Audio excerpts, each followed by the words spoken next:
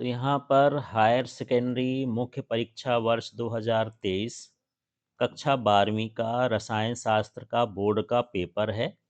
और ये बोर्ड के पेपर में आपको ये देखना है कि प्रश्न कैसे आते हैं, उनका आंसर कैसे लिखना होता है। परीक्षा के पहले एक बार प्रैक्टिस ज़रूर करना चाहिए पेपरों की। तो पेपरों की सीरीज में मैं 2022, 2023 और 2024 के पेपर डाल रहा हूँ। 2025 का पेपर 2026 में नहीं रिपीट होगा, इसलिए उस प्रश्न को नहीं डाल रहा हूँ। तो चलिए यहाँ पर देखते हैं। सबसे पहले सही विकल्प का चयन कीजिए। परासरण दाब का सूत्र है, तो यहाँ है पाई बराबर NRT/V। इसके बाद दूसरा प्रश्न है वेग के ए की घात 1/2 बी 3 की घात 3/2 के लिए अभिक्रिया की कोटि है। तो इन दोनों की घातों को हम जोड़ देते हैं, 1/2 प्लस 3/2, तो ये हो जाएगा 4/2 बराबर कितना हो जाएगा 2। तो यहाँ पर सही उत्तर होगा 2। फिर है ये अंतः संक्रमण तत्व है, तो ये जो बाकी तत्व हैं ये संक्रमण तत्व है। यहाँ पर Ce जो है ये अंतः संक्रमण तत्व है। इसके बाद यहाँ पर चौथे प्रश्न को देखते हैं। K2FeCN6 में Fe की ऑक्सीकरण संख्या ज्ञात कीजिए। तो मान लेते हैं कि Fe की ऑक्सीकरण संख्या x है, तो इस तरह से x लिख लेंगे। अब यहाँ पर ये CN6 का मतलब है कि यहाँ पर प्लस लिखेंगे सभी कुछ, और -1 Cn में एक ऋणात्मक आवेश होता है, ये कितने हैं तो गुणे में 6 लिख दिए। फिर प्लस लिखेंगे। इसके बाद यहाँ पर पोटेशियम है, पोटेशियम का जो ऑक्सीकरण संख्या होता है +1 होता है, और ये 2 हैं तो गुणे में 2 लिख देंगे बराबर 0। इस तरह से इनका मान जब आपको पता होगा तब आप निकाल पाएंगे। तो x और ये प्लस माइनस का गुणा करेंगे तो -6, यहाँ पर करेंगे +2 बराबर कितना हो गया 0। अब इसमें से 2 घट घट जाएगा तो ये हो जाएगा x-4 बराबर 0। तो x बराबर हो गया 4, मतलब इसकी ऑक्सीकरण संख्या +4 होगी। इस तरह से ऑक्सीकरण संख्या निकालते हैं। इसके बाद अगला देखिए, एल्किल आयोडाइडों का निर्माण प्रायः एल्किल क्लोराइडों ब्रोमाइडों की शुष्क एसीटोन में NaI के साथ के अभिक्रिया से होता है। इस अभिक्रिया को कहते हैं, तो यह अभिक्रिया कहलाती है फेंकेलस्टाइन अभिक्रिया। फिर है अल्कोहल सोडियम से क्रिया करके बनाता है, तो ये है एथिल एल्कोक्साइड, मतलब सोडियम ऑक्साइड बनाता है, तो ये हो जाएगा RONA। इसके बाद है निम्न में से अधिक अम्लीय है, तो ये है CF3 COOH माने फ्लोरो एसीटेट, ट्राई फ्लोरो एसीटेट, ये ज़्यादा इसमें से अम्लीय है जितने भी इसमें ऑप्शन दिए। अब अगला प्रश्न है रिक्त स्थानों की पूर्ति कीजिए। जल की मोलरता खाली स्थान होती है, तो ये होती है 55.6। फिर है मानक हाइड्रोजन इलेक्ट्रोड विभव का मान खाली स्थान होता है तो 0 है। फिर ये है Ni2+ का रंग खाली स्थान होता है, तो ये हरा है। फिर ये है EDTA का रासायनिक नाम है, तो ई से मतलब है एथिलीन, डी से मतलब है डाई एमिनो। इसके बाद यहाँ पर टेट्रा एसीटेट, टी का मतलब यहाँ पर क्या है टेट्रा एसीटेट, यहाँ टेट्रा और लिख देंगे। तो इस तरह से ये इसका मान है टेट्रा एसीटेट। फिर है यहाँ पर अगला, एनिसॉल सांद्र H2SO4 और सांद्र HNO3 के मिश्रण के साथ क्रिया करके खाली स्थान का मिश्रण बनाता है। तो यहाँ पर आपको भरना है आर्थो पैरा नाइट्रो एनिसॉल। फिर से देख लीजिए, एक में भरना है आर्थो, दूसरे में भरना है पैरा नाइट्रो एनिसॉल। इसके बाद यहाँ पर छठवां है मेथिल अमीन अमोनिया की अपेक्षा खाली स्थान होता है, तो ये अधिक क्षारीय होता है। फिर है विटामिन B2 का रासायनिक नाम क्या है, तो ये रासायनिक नाम होता है राइबोफ्लेविन। अब चलिए आ जाते हैं, यहाँ प्रश्न है सही जोड़ी बनाने का। तो ये जो मैग्नीज है इसकी जो संयोजकता होती है अधिकतम +7 तक होती है, तो यहाँ पर ये हो जाएगा। फिर है प्राथमिक संयोजकता, तो प्राथमिक संयोजकता ऋणायन से संतुष्ट होती है, तो यहाँ पर ये हो जाएगा। फिर ROR, ये ईथर का सूत्र है, तो यहाँ पर ये ईथर हो जाएगा। फिर हाफ मैन ब्रोमाइड अभिक्रिया ये प्राथमिक एमीन देता है, तो यहाँ पर प्राथमिक एमीन हो गया। फिर दुग्ध में जो शर्करा पाई जाती है वो लैक्टोज होती है, तो इसको लैक्टोज से मिला देंगे। फिर इसके बाद यहाँ पर सुक्रोज है, तो यहाँ पर सुक्रोज का सूत्र ये होता है C12H22O11। फिर ये एल्डोहिक्सोस, तो एल्डोहक्सोस एक ग्लूकोज होता है, तो ग्लूकोज हो जाएगा। इस तरह से हमको यहाँ पर इनकी जोड़ी मिलाना है। अब देखिए यहाँ प्रश्न है, एक शब्द या एक वाक्य में उत्तर लिखना है, तो मोलर चालकता का सूत्र लिखिए। तो ये होता है लैम्डा एम, और ये हो गया के इंटू 1000 अपॉन एम। इस तरह से आपको यहाँ पर सूत्र लिखना है, कैपिटल एम लिखना है। फिर है शून्य कोटि की अभिक्रिया के लिए दर स्थिरांक की इकाई, तो ये होता है मोल प्रति लीटर, या लीटर का इन्वर्स लिख सकते हैं, और ये सेकेंड का इन्वर्स प्रति सेकेंड। इसको पढ़ सकते हैं मोल प्रति लीटर प्रति सेकेंड, शब्दों में लिखना चाहें तो इस तरह से लिख देंगे। फिर है स्कैंडियम का इलेक्ट्रॉनिक विन्यास लिखिए। तो जो स्कैंडियम में परमाणु संख्या होती है स्कैंडियम की, यहाँ पर जो स्कैंडियम की परमाणु संख्या होती है वो 21 होती है। कितना होता है? 21। तो जब हम इसका परमाणु विन्यास करेंगे तो आर्गन का हो गया 18। 18 के बाद यहाँ पर ये हम लिख सकते हैं ये, तो ये हो जाएगा कितना, 4s2 और 3d1। ये हो गया 4s2 और साथ में हो जाएगा 3d1। इस तरह से स्कैंडियम का इलेक्ट्रॉनिक विन्यास है। इसके बाद अगला प्रश्न है डीडीटी का रासायनिक नाम लिखिए। तो ये होता है डाइक्लोरो डाइफेनिल ट्राइक्लोरोएथेन। तो क्या हो जाएगा, ये हो जाएगा डाई, और इसके बाद ये हो गया क्लोरो। तो एक डी का मतलब हो गया डाई क्लोरो, दूसरे का मतलब हो गया डाई फेनिल, तो ये हो गया डाई फेनिल। इसके बाद होता है ट्राई क्लोरो, टी से मतलब है ट्राई क्लोरो एथेन। इस तरह से ये डीडीटी का पूरा नाम है। तो die chloro diphenyl try chloro ethane. फिर है प्रश्न युग्मन अभिक्रिया का रासायनिक अभिक्रिया लिखिए। तो यहाँ इस तरह से हमको ये बेंजीन रिंग के साथ N2Cl प्लस H NH2 बना के, और इस तरह से हमको पूरी रासायनिक क्रिया बना के दिखाना है। इसका मतलब है इसको आप अच्छे से एक बार याद कर लेंगे तभी आपसे ये बन पाएगा। तो ये युग्मन अभिक्रिया हो गया। इसके बाद है हिंसबर्ग अभिकर्मक का सूत्र लिखिए। तो चलिए देखते हैं हिंसबर्ग अभिकर्मक का सूत्र। वैसे तो आपके जोड़ी में ही ये दिया था, थोड़ा सा आप दिमाग लगाते तो वहाँ से भी लिख सकते थे। तो ये सूत्र होता है C6H5SO2, और ये हो गया Cl। इस तरह से इसका सूत्र लिखना है। फिर है प्रोटीन के एक लक का नाम लिखिए। तो ये अल्फ़ा एमिनो अम्ल से बने होते हैं, तो यहाँ पर लिखेंगे अल्फ़ा एमिनो अम्ल। ये प्रोटीन की एकलक इकाई होती है। इस तरह से ये एक शब्द या एक वाक्य के उत्तर हैं, और ये रिपीट भी हो जाते हैं ऑब्जेक्टिव वाले कई बार। तो चलिए अब अगला प्रश्न देखते हैं जो 2 अंक का है। मोल अंश की परिभाषा लिखिए, अथवा वाला प्रश्न भी देखते हैं। विलयन की परिभाषा लिखिए। चलिए इनका मॉडल आंसर देखते हैं। तो मोल अंश इस तरह से हेडिंग बना के क्या लिखेंगे, विलयन में उपस्थित किसी एक घटक विलेय या विलायक के मोलों की संख्या तथा विलयन में उपस्थित कुल मोलों की संख्या के अनुपात को मोल अंश या मोल प्रभाज कहते हैं। इसका सूत्र इस तरह से लिख सकते हैं, एक्स ए बराबर, एक्स ए का मतलब यहाँ पर विलायक के लिए हो गया, एन ए माने विलायक के मोलों की संख्या, और ये हो गई दोनों विलेय और विलायक मतलब कुल मोलों की संख्या। इस तरह से एक्स बी का भी सूत्र लिख सकते हैं विलेय के लिए, जहाँ जहाँ ए है वहाँ वहाँ बी लिख देंगे।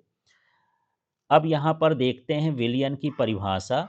तो विलयन की परिभाषा क्या है, विलयन में दो या दो से अधिक शुद्ध पदार्थों का समांगी मिश्रण होता है, जिसके संगठन को एक निश्चित सीमा तक परिवर्तित किया जा सकता है। उसको हम विलयन कहते हैं। अब छठवां प्रश्न है लवण सेतु के कार्य लिखिए। अथवा का प्रश्न देखिए फैराडे के विद्युत अपघटन का प्रथम नियम लिखिए। तो चलिए देखते हैं लवण सेतु के कार्य। दो अर्ध सेलों को जोड़ने का कार्य करता है। दूसरा है विद्युत उदासीनता को बनाए रखता है। अथवा का प्रश्न देखिए यहाँ पर हमको बताना था फैराडे के विद्युत अपघटन का प्रथम नियम। तो यह विद्युत अपघटन की क्रिया में किसी इलेक्ट्रोड पर मुक्त होने वाले पदार्थ की मात्रा उसमें प्रवाहित विद्युत धारा की मात्रा के समानुपाती होता है। इसको ये लिखते हैं W समानुपाती। यहाँ पर आपको Q लिखना है, ये Q है, Q। तो W समानुपाती Q हो गया। तो ये जो है मुक्त होने वाले पदार्थ की मात्रा W हो गया, Q का मतलब उसमें आवेश की मात्रा हो गई। अब समानुपाती का चिन्ह हटाते हैं तो जेड लग जाता है। तो यहाँ जेड क्यू हो गया। क्यू का जो सूत्र है आवेश का वो होता है आई टी। तो यहाँ पर हम क्यू की जगह पर आई टी लिख देंगे तो W equal to Z I T इसका सूत्र हो जाएगा। अब यहाँ पर सातवां प्रश्न देखिए अभिक्रिया की आणविकता तथा अभिक्रिया की कोटि में कोई दो अंतर लिखिए। अथवा का प्रश्न भी देखिए अभिक्रिया की दर और दर अस्थिरांक में कोई अंतर लिखिए। तो यहाँ 2 अंक का प्रश्न है, दो दो अंतर हमको लिखना है। तो सबसे पहले देखिए आणविकता और अभिक्रिया की कोटि में अंतर। यह एक सैद्धांतिक पद है, यह एक प्रायोगिक पद है। इसका मान शून्य नहीं होता है, इसका मान शून्य हो सकता है। ऐसे कोई भी दो अंतर लिखेंगे इनके अलावा भी तो आपको 2 नंबर मिलेंगे। फिर इसी का अथवा प्रश्न था अभिक्रिया की दर और दर स्थिरांक में अंतर। तो इकाई समयांतराल में अभिकारक या उत्पाद की सांद्रता में हुए परिवर्तन को अभिक्रिया की दर कहते हैं। यह दर समीकरण में समानुपातिक स्थिरांक होता है। अभिक्रिया दर की जो इकाई है वो मोल प्रति लीटर प्रति सेकंड होती है। और यहाँ पर जो दर स्थिरांक की इकाई होती है तो इसकी अभिक्रिया की कोटि पर निर्भर करती। तो इसकी इकाई अभिक्रिया की कोटि पर निर्भर करती कि अभिक्रिया की कोटि किस कोटि की है। अब देखिए आठवां प्रश्न है निम्नलिखित उप सह संयोजक यौगिकों के IUPAC नाम लिखिए। ये CONH3 6 और Cl3 है, K2NiCN4 है। अथवा का प्रश्न है केंद्रीय धातु की ऑक्सीकरण संख्या की उदाहरण सहित परिभाषा लिखिए। तो चलिए इसके आंसर देखें। तो आठवां प्रश्न था इसका हमको नाम लिखना था। तो इसका नाम है देखिए NH3 को एमीन बोलते हैं तो एमीन हो गया, 6 को हेक्सा बोलते हैं तो हेक्सा एमीन। इसके बाद ये हो गया कोबाल्ट। इसके बाद ये 3 क्लोराइड है तो क्लोराइड जुड़ा है। ये तो जो है उदासीन लिगेंड है, मतलब क्लोराइड में 3 आवेश होते हैं तो 3 आवेशों को 3 धन कौन देगा, क्लोराइड। ये इसकी ऑक्सीकरण संख्या 3 हो जाएगी। इसी तरह से हमको अगला ये जो दिया था NiCN4 और 3। तो यहाँ से चालू करते हैं। 4 को बोलेंगे पहले क्या, ये पोटेशियम है, पोटेशियम पहले लिख देते हैं पोटेशियम। फिर ये 4 को बोलते हैं टेट्रा। फिर ये CN को बोलते हैं साइनो। अब इसके बाद हमको क्या लिखना है, निकलेट। तो यहाँ पर ये K2 है ना, तो यहाँ पर 4 हैं, 4 माइनस हैं, 4 में से 2 ये ले लेगा तो निकिल का जो ऑक्सीकरण संख्या होगा वो 2 होगा। इस तरह से हमको इसका नामकरण करना है। इसके बाद हमको बताना था केंद्रीय परमाणु की ऑक्सीकरण संख्या से क्या आशय है। तो देखिए केंद्रीय परमाणु की ऑक्सीकरण संख्या एक संकुल में केंद्रीय परमाणु से जुड़े हुए सभी लिगेंडों को यदि उनके साझे के इलेक्ट्रॉनों युगलों सहित घटा दिया जाए तो केंद्रीय परमाणु पर उपस्थित आवेश को उसकी ऑक्सीकरण संख्या कहते हैं। यहाँ पर देख लीजिए जैसे ये पोटेशियम हेक्सासाइनोफेरेट है, इसमें Fe की जो ऑक्सीकरण संख्या है +2 है। तो कैसे करेंगे, ये K4 का +4 हो गया, Fe का x हो गया, Cn का -6 हो गया। अब इसको हम हल कर देंगे तो x बराबर कितना हो जाएगा, +2 इसकी ऑक्सीकरण संख्या हो जाएगी। यहाँ +2 लिखना है। अगला प्रश्न है उप सहसंयोजी संख्या की परिभाषा उदाहरण सहित लिखिए। फिर अथवा का प्रश्न है हाइड्रेट समवायता की उदाहरण सहित परिभाषा लिखिए। तो देखिए उपसहसंयोजी संख्या क्या है? उपसहसंयोजी यौगिक में केंद्रीय परमाणु से जुड़े हुए लिगेंडों की संख्या को उपसहसंयोजक संख्या कहते हैं। जैसे यहाँ पर पोटेशियम हेक्सासाइनोफेरेट है, इसमें जो लिगेंड है Cn है, इसमें 6 लिगेंड जुड़े हैं, इसलिए इसकी उपसहसंयोजक संख्या 6 हो जाएगी। इसके बाद था हाइड्रेट समवयता। उपसहसंयोजी यौगिक में उपसहसंयोजी मंडल के अंदर और बाहर जल के अणु भिन्न भिन्न प्रकार से प्रकट होते हैं, तब उत्पन्न समवयता को हाइड्रेट समवयता कहते हैं।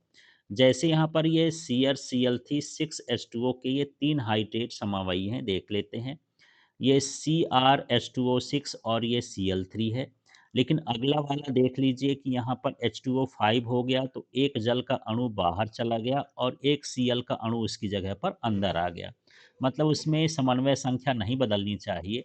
अगले बार में देखिए कि यहाँ पर ये जो जल है, जल के अणु 4 हो गए, तो यहाँ 2 अणु यहाँ पर बाहर चले जाएँगे, यहाँ 2 लिखेंगे। उसके बदले Cl के 2 अणु यहाँ अंदर आ जाएँगे। Cl3 था, तो 2 अणु यहाँ अंदर आ जाएँगे। इस तरह से जल के अणु संकुल के अंदर और बाहर एक तरीके से जिस तरीके से जुड़ते हैं, उसे ही हम हाइड्रेट समवयता कहते हैं। अब यहाँ है 10वां प्रश्न। इटार्ड अभिक्रिया को रासायनिक समीकरण सहित लिखिए। अथवा का प्रश्न है कार्बोक्सिलिक अम्ल के 2 उपयोग लिखिए। चलिए इनके आंसर देखें। तो ये है इटार्ड अभिक्रिया। जब टाइल्यून की अभिक्रिया क्रोमिल क्लोराइड के साथ कराते हैं, तो एक माध्यमिक यौगिक बनता है जिसका जल अपघटन कराने पर बेंजल डिहाइड बनता है। इसे ही हम इटार्ड अभिक्रिया कहते हैं। तो ये जो सूत्र है, ये टाइल्यून का सूत्र है। ये है क्रोमिल क्लोराइड और जल। तो यहाँ पर ये CHO लगा देंगे, तो यह क्या बन जाएगा? बेंजल डिहाइड। इस तरह से एक सिंपल सा सूत्र है। इस सूत्र को आपको लिखना है और इसी से भाषा बनाना है। आपको शब्द बनाना ज़रूरी नहीं है, सूत्र लिखना ज़रूरी है। सूत्र लिख करके आप उसको बताएंगे। इसके बाद था इसी में कार्बोक्सिलिक अम्ल के 2 उपयोग लिखना था। तो यहाँ मेथेनॉइक अम्ल का रबर, वस्त्र की रंगाई, चमड़ा एवं इलेक्ट्रोप्लेटिंग उद्योगों में इसका उपयोग किया जाता है। फिर है एस्टिक अम्ल का उपयोग सिरका के रूप में खाद्य पदार्थों के रूप में किया जाता है। इस तरह से किसी अन्य यौगिक का भी नाम लिख सकते हैं, अम्ल का नाम। कम से कम 2 का हमको उपयोग लिखना है। अब यहाँ 11वें प्रश्न में आते हैं। निम्नलिखित परिवर्तन के लिए केवल रासायनिक समीकरण लिखिए। तो यहाँ CH3CH2Cl क्लोरोएथेन है। इससे CH3CH2CH2NH2 हमको बनाना है। अथवा का प्रश्न है एथिलमीन अमोनिया के साथ से अधिक क्षारीय होता है, इसका कारण लिखिए। अब देखिए खाली स्थान में भी आया था, एथिलमीन अमोनिया से खाली स्थान होता है। यदि इसको आप देखेंगे तो इससे वहाँ पर आसानी से खाली स्थान भी भर सकते थे। अब यहाँ पर CH3CH2Cl है, तो हम इसकी क्रिया केसीएन से कराएंगे। तो यहाँ पर KCl अलग हो जाएगा, तो हमारे पास बचेगा CH3CH2Cn। मतलब यहाँ पर Cl का विस्थापन किससे हो जाएगा? Cn से। अब यदि यहाँ पर हम अपचयन कर दें, माने हाइड्रोजन इसमें जोड़ दें, तो जब अपचयन होगा 4 हाइड्रोजन का, तो C के साथ भी H2 जुड़ जाएगा, N के साथ भी H2 जुड़ जाएगा। तो इस तरह से ये CH2 CH3 CH2 CH2 NH2 इस तरह से हमको ये बन मिलेगा बना हुआ। अब हम देखते हैं अगला प्रश्न है कि जो एथिल एमीन होता है अमोनिया से अधिक क्षारीय था, क्यों? एथिलेमीन में एथिल समूह होता है जिसके धनात्मक प्रेरणिक प्रभाव प्लस आई प्रभाव इसको बोलते हैं के कारण नाइट्रोजन परमाणु पर एकाकी इलेक्ट्रॉन की उपलब्धता बढ़ जाती है, जो एथिल एमीन को क्षारीय गुण को बढ़ा देता है, जबकि अमोनिया में ऐसा कोई समूह नहीं पाया जाता है। अब देखिए अगला प्रश्न है रेशेदार तथा गोलाकार प्रोटीन में 2 अंतर लिखिए।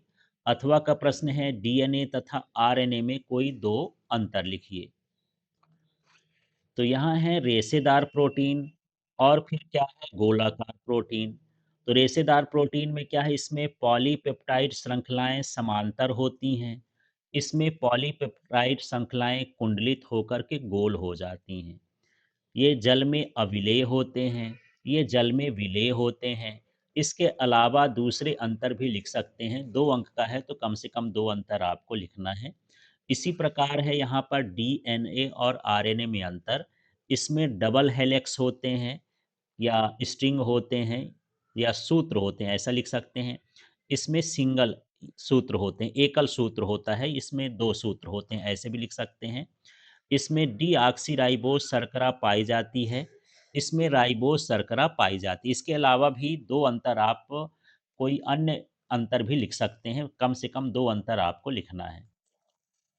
अब देखिए 13वां प्रश्न है, किसी ताप पर शुद्ध बेंजीन का वाष्प दाब 0.850 बार है। 0.5 ग्राम अवाष्पशील विद्युत अनपघट ठोस को 29 ग्राम बेंजीन जिसका मोलर द्रव्यमान 78 ग्राम प्रति मोल में घोला जाता है, तब प्राप्त विलयन का वाष्प दाब 0.845 बार होता है। ठोस का मोलर द्रव्यमान क्या है? इसका अथवा प्रश्न भी जो है उसको भी देखेंगे, लेकिन पहले इसको देख लें। तो जब हमको आंकिक प्रश्न मिलें तो कम से कम यदि हमको कुछ चीज़ें उससे ज्ञात मान पता चलते हैं उतना भी लिख देंगे तो नंबर मिलेंगे, क्योंकि नंबर हर स्टेप का होता है। इसमें जो शुद्ध विलायक का वाष्प दाब दिया है 0.850 वाष्प दाब बार है, और यहाँ पर ये जो वाष्प दाब है ये हो जाएगा 0.845 बिलियन का। इसके बाद यहाँ पर जो इसका विलायक का आणविक द्रव्यमान है वो है 78। विलेय का जो द्रव्यमान है 0.5 ग्राम है। विलायक का जो द्रव्यमान है 39 ग्राम है। और विलेय के आणविक द्रव्यमान की हमको गणना करना है। तो इसके लिए जो आणविक द्रव्यमान की गणना का सूत्र होता है, ये होता है एम बी इक्वल टू ये P not A W B M A P not A minus P A into W A. इन सभी मानों को रखते हैं तो ये इसका मान हो गया पी नॉट का, ये डब्ल्यू बी का मान हो गया, ये एम ए का मान हो गया। ये सारा कुछ जो मान ऊपर आप छांट के लिखे हैं वही मान हम नीचे रख देंगे। और यहाँ पर भी ये पी ए का मान, पी नॉट ए का, ये पी ए का, और यहाँ पर डब्ल्यू ए का। अब यहाँ पर मान रखने के बाद इसको ऊपर गुणा करेंगे, इसको घटाएंगे, फिर भाग करेंगे, तो इसका जो मान है 170 ग्राम प्रति मोल आएगा। अब इसके अथवा के प्रश्न को देखते हैं। एक सॉस पैन में 18 ग्राम ग्लूकोज को 1 किलोग्राम जल में घोला गया है। 1.013 बार दाब पर यह जल किस ताप पर उबलेगा? जल के लिए केबी का मान 0.52 के किलोग्राम प्रति मोल है। तो चलिए यहाँ पर इस प्रश्न को कैसे करेंगे। सबसे पहले ग्लूकोज के मोलों की संख्या निकालेंगे। तो उसका जो द्रव्यमान है 18, जो आणविक द्रव्यमान होता है 180। तो द्रव्यमान बटे आणविक द्रव्यमान जब करते हैं तो मोलों की संख्या निकलती है, 0.1 मोल हो गया। विलायक का द्रव्यमान किलोग्राम में देखेंगे तो 1 किलोग्राम है। ग्लूकोज के विलयन की मोललता 0.1 मोल प्रति किलोग्राम। अब जल के लिए क्वथनांक में परिवर्तन हमको पता करना है। तो डेल्टा टीबी बराबर होता है के बी गुणे एम। यहाँ के बी का मान कितना दिया है? 0.52 प्रश्न में दिया है। एम का मान ये 0.1 मोल आ गया है। तो यदि हम इसके में गुणा करेंगे तो केवल दशमलव खिसके देगा, तो 0.052 के आ जाएगा। चूंकि 1.013 बार पर जल जो है 373.15 के पर उबलता है, अतः विलयन का जो क्वथनांक है इसमें इतना और जोड़ देंगे इस तरह से, तो 373.2 केल्विन इसके क्वथनांक का मान हो जाएगा। अब इस 14वें प्रश्न को देखते हैं। प्रथम कोटि तथा द्वितीय कोटि की अभिक्रिया के लिए दर स्थिरांक की इकाई लिखिए। अथवा का प्रश्न है, निम्नलिखित को परिभाषित करके लिखिए। दर निर्धारक पद और अभिक्रिया की कोटि। तो यहाँ पर प्रथम कोटि के लिए दर स्थिरांक हमको निकालना है। तो D X upon D T 1/सांद्रता एन घात में रहता है, ये सूत्र होता है। तो यहाँ पर D X upon D T का जो मान है मोल प्रति लीटर होता है, सांद्रता का ये सेकंड हो गया। और यहाँ 1/L मोल प्रति लीटर इसका भी हो गया, तो ये दोनों कट जाएँगे तो हमको मिलेगा सेकंड इन्वर्स। अब द्वितीय कोटि की अभिक्रिया के लिए हम क्या करेंगे, सूत्र तो वही है। यहाँ पर dx/dt का मोल लीटर इन्वर्स प्रति सेकंड होता है और यहाँ पर इसकी घात मोल प्रति लीटर सांद्रता 2 है, तो यहाँ 2 लिखेंगे। अब इसके बाद इसको हल करेंगे तो इसमें से एक ये कट जाएगा, तो ये क्या हो जाएगा, यहाँ पर हमारे पास ये जो है लीटर यदि ऊपर जाएगा तो धन में हो जाएगा, मोल ये प्लस में है तो ऊपर जाके मोल इन्वर्स हो गया, सेकंड भी गया तो सेकंड इन्वर्स हो गया, तो लीटर प्रति मोल प्रति सेकंड इसका मान होगा। इसके बाद यहाँ पर अथवा का प्रश्न था दर निर्धारक पद क्या है, तो अभिक्रिया का वह पद जो सबसे धीमी गति से संपन्न होता है दर निर्धारक पद कहलाता है। फिर इसी में अभिक्रिया की कोटि, अभिक्रिया की कोटि उन समस्त घातों का योग है जिन्हें अभिक्रिया की प्रेक्षित दर को दर्शाने के लिए दर नियम समीकरण में सांद्रण पदों पर लगाया जाता है। तो इस तरह से इसको याद करना पड़ेगा अभिक्रिया की कोटि की परिभाषा। अब यहाँ 15वां प्रश्न है, डी ब्लॉक तथा एफ ब्लॉक के तत्वों में कोई 3 अंतर लिखिए। अथवा का प्रश्न है, लेंथेनाइड तथा एक्टिनाइड में कोई 3 अंतर लिखिए। इन दोनों प्रश्नों के उत्तर देखिए। तो यहाँ है डी ब्लॉक और एफ ब्लॉक में अंतर। इनका अंतिम इलेक्ट्रॉन कक्षक में प्रवेश करता है, ये 3D कक्षक में प्रवेश करता है, ये डी कक्षक में, और इनका अंतिम इलेक्ट्रॉन एफ कक्षक में प्रवेश करता है। इन्हें संक्रमण तत्व कहते हैं, इन्हें अंतः संक्रमण तत्व कहते हैं। ये प्रकृति में सामान्य मात्रा में पाए जाते हैं, ये प्रकृति में दुर्लभ मात्रा में पाए जाते हैं। इस तरह से कोई भी 3 अंतर इनके अलावा भी लिखें, कम से कम 3 अंतर आपको लिखना है। फिर प्रश्न था लेंथेनाइड और एक्टेनाइड में हमको अंतर लिखना है। इनका अंतिम इलेक्ट्रॉन 4 उपकोष में प्रवेश करता है, इनका अंतिम इलेक्ट्रॉन 5 उपकोष में प्रवेश करता है। ये लेंथनम के बाद आते हैं, इसलिए इन्हें लेंथेनाइड कहते हैं। ये एक्टीनियम के बाद आते हैं, इसलिए इन्हें एक्टिनाइड कह लेते हैं। ये ऑक्सो आयन बनाते हैं, ये ऑक्सो नहीं बनाते हैं, ये ऑक्सो आयन बनाते हैं। इस तरह से 3 अंतर हैं, इनके अलावा भी आप दूसरे अंतर लिख सकते हैं। अब यहाँ निम्नलिखित अभिक्रियाओं को केवल रासायनिक समीकरण के रूप में लिखिए। एल्किल हैलाइड की क्रिया सोडियम एल्कोक्साइड से कराते हैं तो क्या होता है। फिर इसमें दूसरा है फिनॉल को जिंक चूर्ण के साथ गर्म करते हैं तो क्या होता है। फिर यहाँ पर एल्थिल एल्कोहल की क्रिया H2SO4 से 413 केल्विन पर कराते हैं तो क्या होता है। अब यहाँ था, हिंदी में लिखा था एल्किल हैलाइड की सोडियम एल्कोक्साइड से क्रिया कराते हैं, तो ये जो सूत्र है ये एल्किल हैलाइड का है, ये सोडियम एल्कोक्साइड है।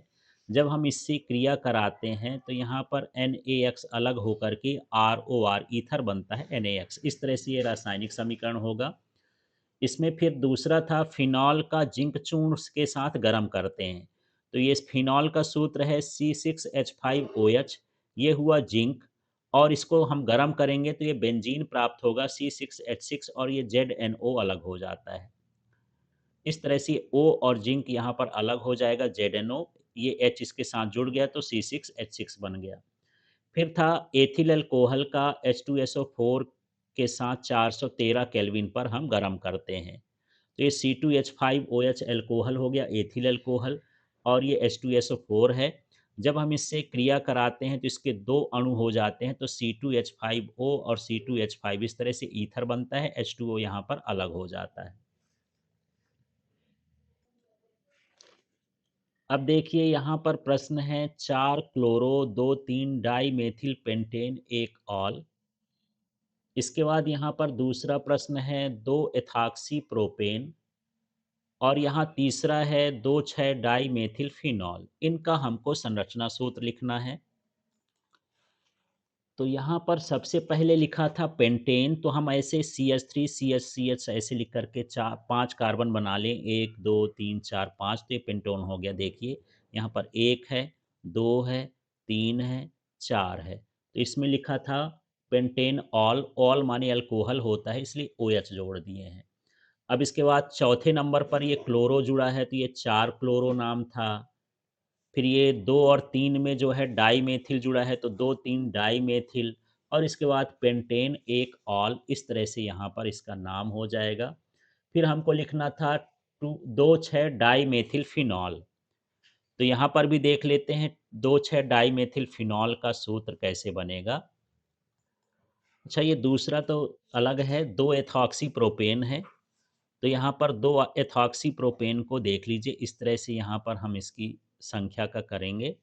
तो यहाँ पर ये 2 नंबर में जुड़ा है, 1 यहाँ 2 कर लीजिए, ये हो जाएगा 2 एथॉक्सी, ये एथॉक्सी बोलेंगे और साथ में इसको हम क्या बोलेंगे, प्रोपेन। इस तरह से इसका संरचना सूत्र है। फिर 2,6 डाईमेथिल फिनॉल था, तो यहाँ पर देखिए 2,6, तो इसकी गिनती क्या होती है, यहाँ से 1 डाल दिए, 2 डाल दिए, 3 डाल दिए, 4, 5, 6, तो 2 में और 6 में मेथिल है तो डाई मेथिल, और ये हो गया फिनॉल। इस तरह से इसकी संरचना सूत्र का निर्माण करना है। अब 17वां प्रश्न देखिए, SN1 तथा SN2 अभिक्रिया की क्रियाविधि लिखिए। अथवा का प्रश्न है, निम्नलिखित अभिक्रियाओं को रासायनिक समीकरण सहित लिखिए। इसमें सैंडमेयर अभिक्रिया है और फिटिग अभिक्रिया है। चलिए दोनों प्रश्नों को देखें। अब इसमें प्रश्न था SN1 अभिक्रिया और SN2 अभिक्रिया की क्रियाविधि लिखना था। तो सबसे पहले SN1 की क्रियाविधि देखिए। यह अभिक्रिया 2 पदों में संपन्न होती है। पहले पद में एल्किल हैलाइड का बंध का विघटन होता है और कार्बोकेटायन बनते हैं। यह पद मंद गति से संपन्न होता है और फिर कार्बोकेटायन शीघ्रता से न्यूक्लियोफिलिक अभिकर्मक से क्रिया करके उत्पाद बनाता है तथा हैलाइड आयन को मुक्त कर देता है।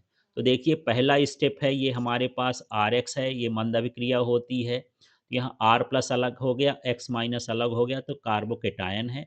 अब ये जो आर प्लस है ये न्यूक्लियोफिलिक्स जैसे ओ एच है, यहाँ कुछ दूसरा भी हो सकता है, इससे शीघ्रता से अभिक्रिया कर देता है और यहाँ पर जो है ये एक्स आयन को, हेलाइड आयन को मुक्त कर देता है।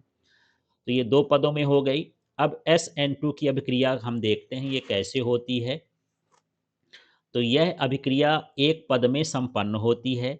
इसमें एल्किल हैलाइड तथा न्यूक्लियोफिलिक अभिकर्मक आपस में संयोग करके एक संक्रमण अवस्था बना लेते हैं और शीघ्र ही विघटित होकर उत्पाद बना लेते हैं। जैसे यहाँ पर आर एक्स है तो ये ओ एच भी जुड़ गया है, आर एक्स तो था ही।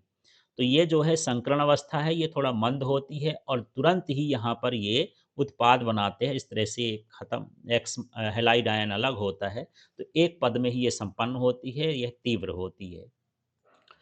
अब इसका अथवा प्रश्न था, हमको सैंडमेयर अभिक्रिया बताना था।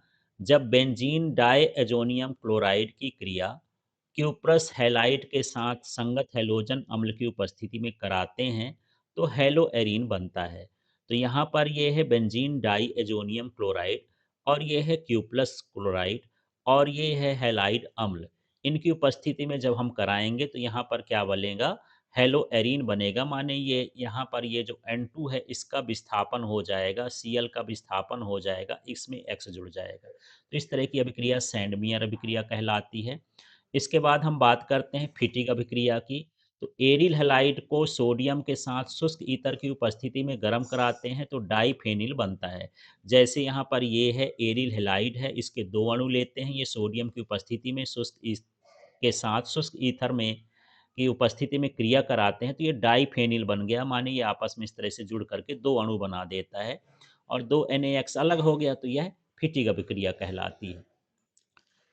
अब देखिए 18वां प्रश्न है, विद्युत रासायनिक सेल का नामांकित चित्र, संरचना एवं रासायनिक अभिक्रिया का समीकरण लिखिए। अथवा का प्रश्न है, नरनस्ट समीकरण की व्युत्पत्ति करके लिखिए। तो यहाँ विद्युत रासायनिक सेल को समझते हैं। विद्युत रासायनिक सेल एक ऐसी युक्ति है जिसमें रासायनिक ऊर्जा को विद्युत ऊर्जा में परिवर्तित किया जाता है। अब इसका वर्णन देखिए, इसमें जिंक की छड़ ZnO4 के विलयन में तथा कापर की छड़ CuSO4 के विलयन में डूबी रहती है। इन दोनों अर्ध सेलों को कांच के उल्टे यू आकार की नली से जोड़ देते हैं जिसमें लवण सेतु भरा होता है, जिसमें अगर अगर तथा केसीएल का पेस्ट भरा होता है। इसका आप चाहें तो चित्र भी बनाएंगे, अभी नीचे ये चित्र बना हुआ है, ये देखिए, ये जिंक की छड़ है और यहाँ पर ZnSO4 का विलयन है, कॉपर की छड़ है, CuSO4 का विलयन है, यू आकार की कांच की नली है, इसमें लवण सेतु भरा हुआ है। इस तरह से चित्र के बारे में हमको लिख देना है। चित्र बनेगा तो शब्द बनाना आसान हो जाएगा। अब इसमें क्रिया देखिए, Zn इलेक्ट्रॉन त्याग कर Zn2+ आयन बनाता है और Cu2+ इन इलेक्ट्रॉनों को ग्रहण करके Cu में अपचयित हो जाता है। तो ये अभिक्रियाएँ हैं, उसको शब्दों में लिखना हो तो ठीक है, नहीं ज़रूरी नहीं है। आप सीधे अभिक्रियाएँ करके लिख सकते हैं। ये Zn है, तो ये अब आयनों में विघटित होता है और ये एनोड का काम करता है। इसी तरह से ये इन इलेक्ट्रॉनों को ग्रहण करता है और ये कैथोड का काम करता है। तो संपूर्ण अभिक्रिया ये हो जाएगी Zn plus Cu2 plus Zn, ये Cu हो गया, माने आयनों में अदला-बदली हो गई। इसके बाद हमको इसका चित्र बना देना है। अब था उसी में अथवा का प्रश्न, नर-नष्ट समीकरण को व्युत्पत्ति करिए। तो किसी धातु का इलेक्ट्रोड विभव विलयन में उपस्थित धातु आयन की सांद्रता तथा ताप पर किस प्रकार निर्भर करता है, इसे दर्शाने के लिए नरनस्ट ने एक समीकरण दिया जिसे नरनस्ट समीकरण करते हैं। तो ये इलेक्ट्रोड के विभव का मान ज्ञात करने के लिए है कि वह धातु की सांद्रता और ताप पर किस प्रकार निर्भर करेगा। तो यहाँ पर मान लेते हैं कि कोई अपचयन अभिक्रिया होती है जिसमें Mn प्लस Ne इलेक्ट्रॉन निकालेगा तो ये सॉलिड में चेंज हो जाएगा। तो यहाँ पर ये इस सूत्र से हम इसको दे सकते हैं, इसका इलेक्ट्रोड का विभव E बराबर E नॉट, माने मानक विभव है, RT अपॉन NF लॉग अपचयित अवस्था ऑक्सीकरण अवस्था। ये सूत्र होता है इलेक्ट्रोड के विभव का। ये सूत्र हमको लिखना है।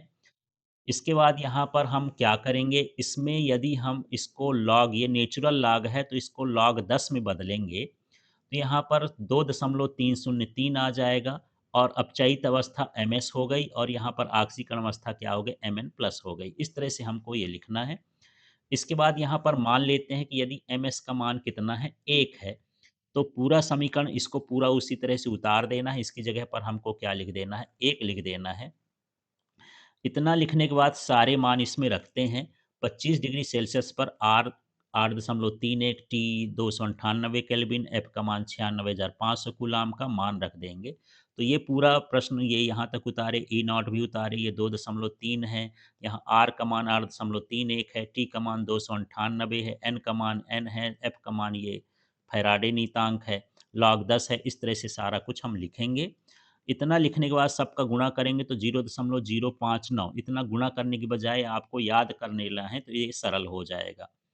अब यदि मैं इस Mn प्लस को ये जो बटे में लिखा है ऊपर लिख दूं तो ये चिन्ह जो है ये किस में हो जाएगा, प्लस में हो जाएगा। इस तरह से ये जो समीकरण आ गया ये एक तरह का नरनस्ट समीकरण है।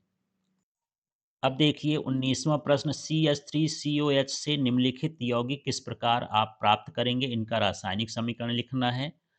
तो यहाँ पर जो हमारे पास है एस्टिक अम्ल है, इससे हमको एस्टिक अनहाइड्राइड बनाना है, एथिल एसीटेट बनाना है, एसिटाइल क्लोराइड बनाना है, एसिटामाइड बनाना है, एथिल अल्कोहल बनाना है। तो देखिए ये हम 2 अणु लेते हैं एस्टिक अम्ल के, इसको गर्म करते हैं तो यहाँ पर ये एसिटामाइड इस तरह से बन जाएगा। इसमें से केवल H2O बाहर निकालना है और 2 अणुओं को इस तरह से जोड़ देना है। अब यहाँ पर ये एस्टिक अम्ल है, इसकी अभिक्रिया हम यदि एल एथेनॉल से कराते हैं तो ये हम बनेगा CH3COOH C2H5। इसी तरह से ये एस्टिक अम्ल है, PCl5 से क्रिया कराएंगे तो CH3COCl। इस तरह से ये जो है एसिटिल क्लोराइड हमको प्राप्त हो जाएगा। ये ऊपर वाला क्या मिला, एथिल एसीटेट, ये जो मिला एस्टिक एनहाइड्राइड, और ये मिल गया, ये क्या है, एसिटाइल क्लोराइड।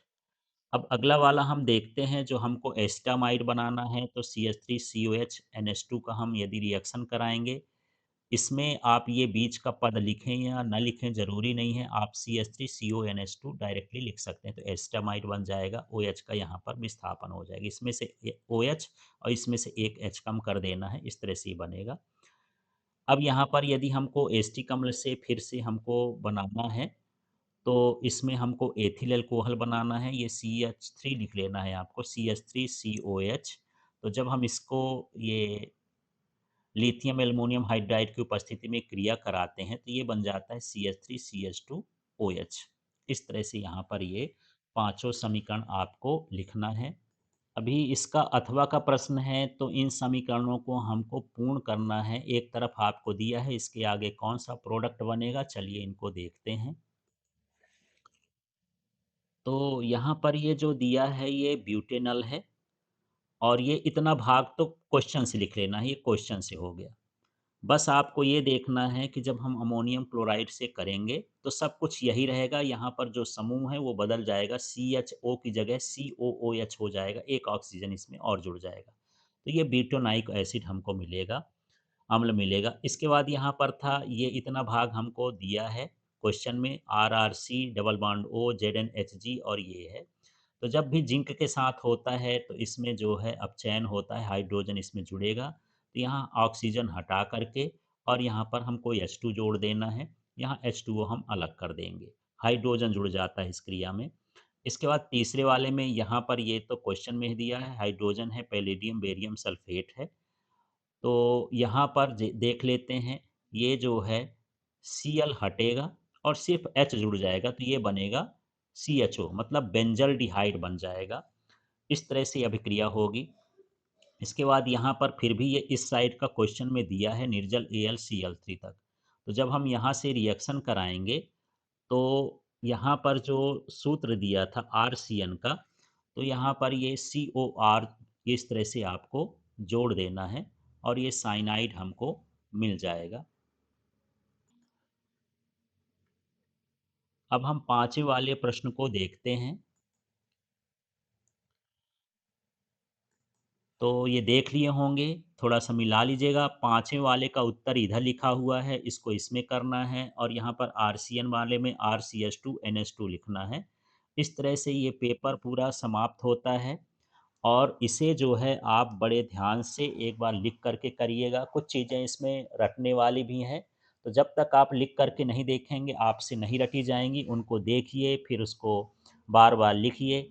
चैनल को सब्सक्राइब कर लीजिए, शेयर कर लीजिए। 12वीं की जो फिज़िक्स, केमिस्ट्री, बायो, मैथ्स ये सारी चीज़ें हैं, आपको इस चैनल में मिल जाएँगी। आप अच्छे से जो है एग्ज़ाम की प्रिपरेशन कर सकते हैं।